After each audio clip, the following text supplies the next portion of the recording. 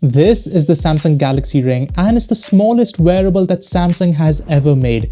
Now, this thing is the new kid on the block looking to compete with the ultra popular Oura Ring. Now, the Galaxy Ring might be of interest to you if you want something light and unobtrusive and don't like the idea of having a large and bright screen stuck to your wrist 24/7. Now, I've been using the Samsung Galaxy Ring for a couple of months now, and in this video, I'll review its design, tell you how comfortable it has been to wear day to day, compare its heart rate sensor accuracy against an ECG chest strap, test out its 7 days battery life claim, talk about what's not so good about it. These sensors are just pure but this is by far the worst. What's good about it? Using just gestures. So I'll just pinch here and the video has started.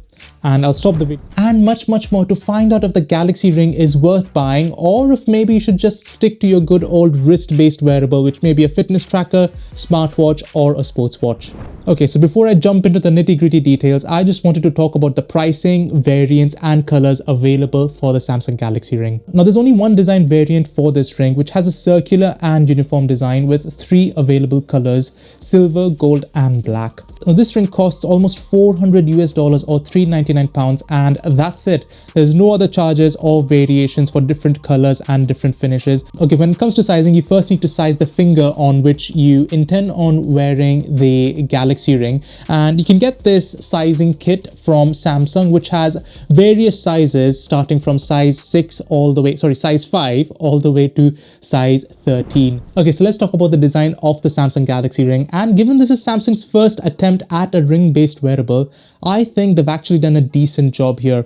And the first word that came to my mind when I first unboxed this ring was the word sleek. I mean, this thing is just 7mm wide and it feels almost weightless. And this is the titanium black finish. It has this matte look to it and I quite like it. It feels really nice, smooth to touch, and it needs to fit really nice and snug on your finger, but not so tight that you restrict blood flow in your finger. So definitely make use of that sizing kit that Samsung gives you. Now, the Galaxy Ring has this kind of concave shape on the outer edges of the ring, which protects much of the inner surface from scratches and marks. And for me personally, it has held up fairly well. And you know what? I feel that it looks better than the Oura Ring, which in my full in-depth review, I said looked a bit plasticky and bulky at first. But of course, it's made of aerospace grade titanium. And speaking of titanium, the Galaxy Ring also has a titanium frame. And you know what? After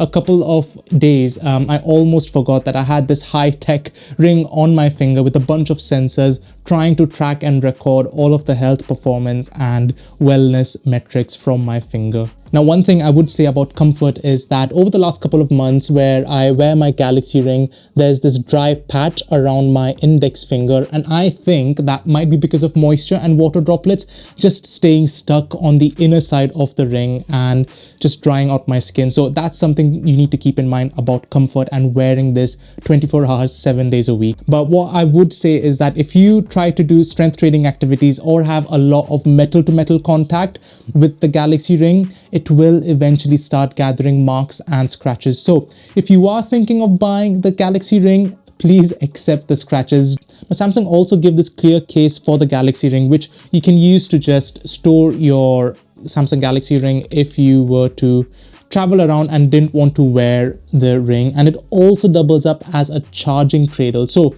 if you just open up the case as is, it will show you the battery level on the case. And if you insert the ring on it like so and then open it, it will show you the battery level of the Galaxy Ring. So that is a really nice touch. And now Samsung claimed that you should be able to use the Galaxy Ring for up to 14 days using this case. And I can confirm that I have been able to charge the Samsung Galaxy Ring from around 5% to 100% twice using a single charge on this case. So that is a really good feature here. Now on the inside of the ring, there's a few sensor bumps and there's 3 of them out here, just like the Oura Ring. And they do things like tracking your heart rate in the background, measuring your respiration rate whilst you're sleeping, tracking your sleep stages as well as your sleep cycles. And it also has an accelerometer that can measure things like your steps, track your movements, and so on. Let's talk about all of the things that the Galaxy Ring can track from a health, performance, and wellness perspective. So it does all of the things that a fitness tracker can do, like measuring your steps, counting your calories expended, tracking your sleep stages, heart rate, skin temperature, heart rate variability, and much more. Now the Samsung Health app is just packed with so many different types of activities. So you've got your usual stuff like running, elliptical trainer, weightlifting, yoga, etc. But if you dive deep here, there's a whole heap of stuff that you can track using the Galaxy Ring. You can even create custom activities in the Samsung Health app and then track that using the Samsung Galaxy Ring. The Galaxy Ring can also produce an energy score, which takes all of your activities data from the last few days as well as your sleep and recovery data to produce a score which tells you how ready you are to take on the day. Now that feature is actually very similar to the Oura Ring's readiness score, which also gives you a score out of 100 and tells you how ready you are to take on the day. I mentioned sleep tracking earlier in this video, and the Samsung Galaxy Ring can track and record all of the sleep stages that you'd normally expect a wearable to detect and record. And on top of that, it measures things like your resting heart rate, your restlessness, breathing rates, heart rate variability, and so much more. Now on top of that, the Samsung Health app can assign you a sleep animal based on the last few nights sleep, and it can then coach you to develop some better sleeping habits. Now that's really good to see here on the Samsung Galaxy Ring, and this concept of sleep animal was first introduced by Fitbit, who then went ahead and locked it behind a paywall where you have to pay a monthly subscription to access all of that sleep information, whereas Samsung out here with the Galaxy Ring have provided all of this information for free. I mean, it's also in contrast to what Oura are doing by charging a monthly subscription fee of $5.99 US or £5.99. So providing all of that information for free with the Galaxy Ring is a major step forward, and I think almost all of the manufacturers should just drop their paywalls and subscriptions and go and do what Samsung are doing with their wearables. Now for women's health, the Samsung Galaxy Ring uses the skin temperature data along with the Samsung Health app to track your cycles, track your moods, symptoms, and so on. Okay, let's talk about the battery life of the Galaxy Ring, and Samsung claim that this tiny thing can last for up to 7 days on a single charge. Now, I don't trust any manufacturer claims when it comes to these things because they're always tested around really strict conditions, and there's loads of caveats added around how you should use these to maximize the battery lives. But I, on this channel, use wearables exactly like you would day to day, and in the case of the Galaxy Ring, it lost around 7% battery every night whilst I was sleeping, where the blood oxygen measurements were also turned on, and around 2% batteries for workouts. Now overall, the Galaxy Ring lasted for over 6.5 days on a single charge. Now that's not quite the 7 days claimed by Samsung, but it's really close, and on average over the last few weeks I've been getting somewhere 6 and 6.5 days on a single charge. But this is really good news, especially if you use a Samsung Galaxy Watch or an Apple Watch that can die on you midnight without recording any form of sleep data. So this thing for sure will last for up to a week on a single charge. Okay, so let's talk about the heart rate sensor accuracy of the Galaxy Ring. And Samsung claimed that the heart rate sensor accuracy of a ring-based wearable being close to your skin and on your finger should be really good. And I've been using the Galaxy Ring for outdoor running, indoor cycling sessions, as well as strength training workouts at the gym. And to benchmark my heart rate readings, I've been using Polar's H10 chest strap, which uses ECG technology and is often considered as the gold standard for heart rate measurement. Okay, let's look at indoor cycling, which is one of the easiest activities for any form of wearable to detect and record. And the Galaxy Ring started somewhat okay. It picked up the rise in my heart rate fine. But as the session went on, the gap kept on increasing from like 23 beats per minute here. And then at one point, for some reason, there was this massive drop in the heart rate readings, causing a gap of around 60 beats per minute from the chest strap. And it looks like the Galaxy Ring is struggling with intervals-based workouts, which shouldn't really be the case for something as easy as an indoor cycling session. And speaking of intervals, I also use the Galaxy Ring for intervals-based running outdoors. And you can see the heart rate chart here. I mean, the gap here is even more pronounced as I was going through these running intervals. And there's a consistent gap of 30 to 50 beats per minute throughout this run. And you can see that the Ring tried to reach the first peak with just a difference of around 1 beat per minute from the H10 chest strap. Okay, I'll just stop here. Now, I don't know if this is something to do with sweat on my hand and my fingers causing the Ring, therefore the sensors, to kind of move around my finger, or if these sensors are just pure. But this is by far the worst heart rate chart I have ever seen and reviewed on this channel.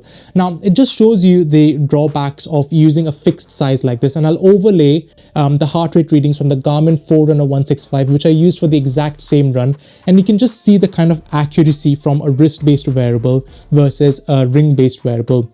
And you're just at the mercy of the size you pick at the start of your purchase journey, whereas for a wrist-based wearable like this, you can tighten your watch strap to as far and as snug you want the optical heart rate sensor as well as the watch to be. So that is something you absolutely need to keep in mind before you commit your money into buying any form of ring-based wearable. Now, I was also using the Oura Ring for the exact same workout on my other finger, and if you want to see how the Oura Ring performed in the same activity, I'll be posting a link in the pop-out banner and in the description box below so you can see how the Oura Ring performs for different types of activities. Okay, let's look at strength training activities at the gym, and this is one of those activities where the Samsung Health app actually doesn't give you much information at all after the activity is completed, but I will show you a comparison of the calories the ring or the app thinks that I've expended versus the Polar H10 chest strap. So the Galaxy Ring for this strength training activity estimated 415 calories versus the Polar H10 chest strap's 446 calories, which is not too far from the chest strap. Now, overall, I am not confident about the optical heart rate sensor accuracy on the Galaxy Ring.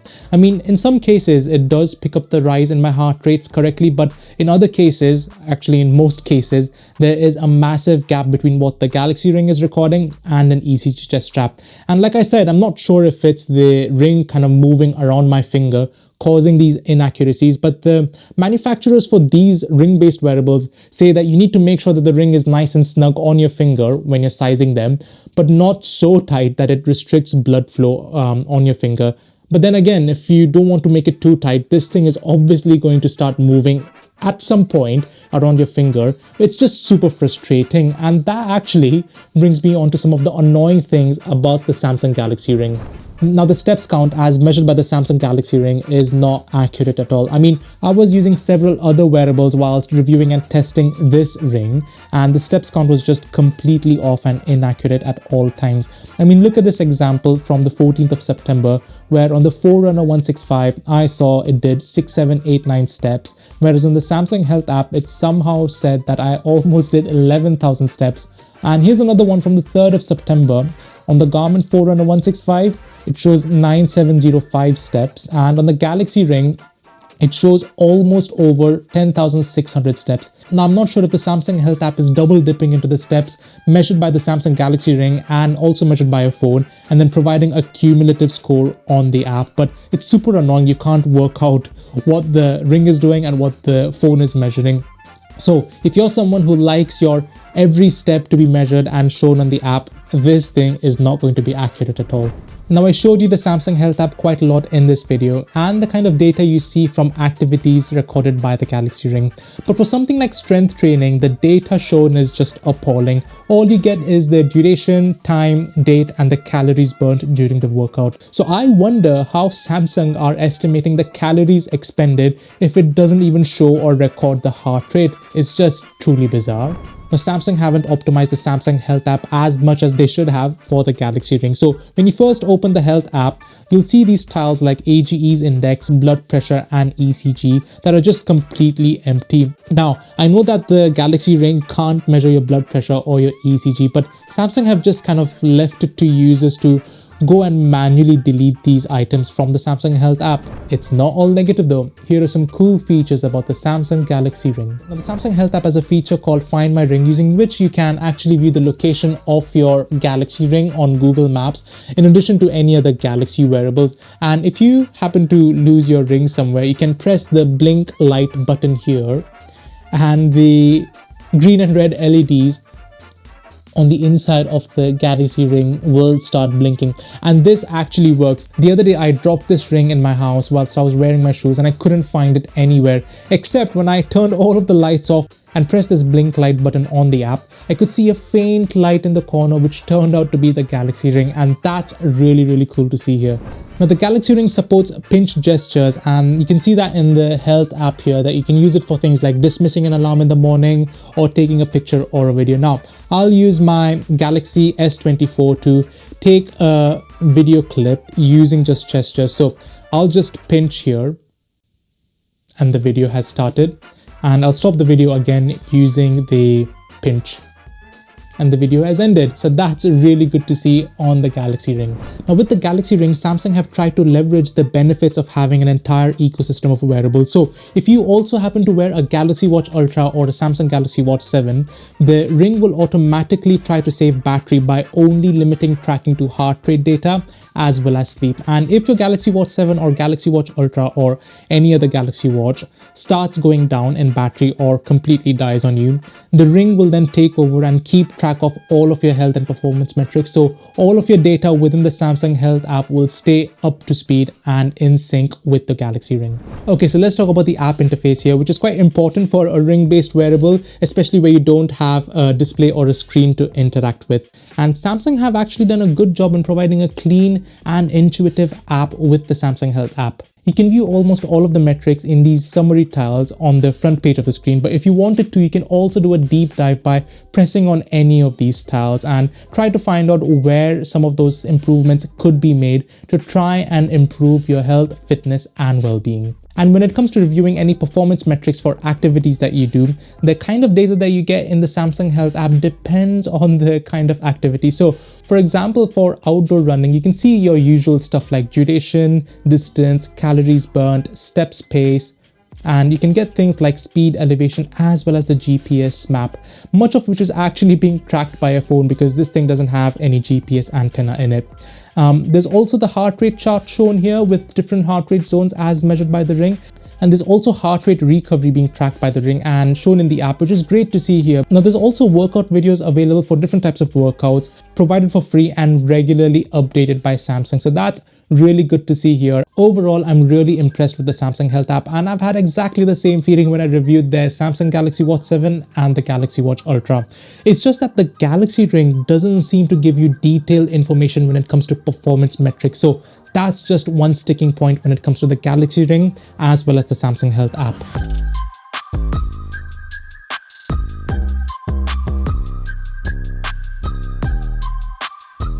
So then, is the Galaxy Ring worth buying, or is this something you should avoid and stick to your fitness tracker, sports watch, or smartwatch? Now, I think Samsung have done a decent job when it comes to the Galaxy Ring, and the Samsung Health app is quite good as well. It shows all of the wellness and recovery data in a nice and intuitive fashion. But the Galaxy Ring doesn't fare well when it comes to providing detailed breakdown of performance metrics and dynamics, and the optical heart rate sensor accuracy is just completely off, especially when you compare it with a wrist-based wearable like the Garmin Forerunner I have here. So if you're someone who's looking for a light and unobtrusive wearable and mainly focused on improving your wellness and recovery metrics, but you don't really care about performance metrics and breakdown of activity data, then I think you should definitely consider the Samsung Galaxy Ring. And I use the word consider very carefully because you really need to look at the Oura Ring as well. That company is on generation 3 of their wearable and they've been at it for more than 9 years. So definitely check out my full in-depth review of the Oura Ring before you make your decision. Alright, so I just wanted to say thanks to all of the subscribers of this channel. And for new viewers, don't be shy from tapping the subscribe button for more wearable tech reviews, tutorials, and experiments just like this. See you in the next one.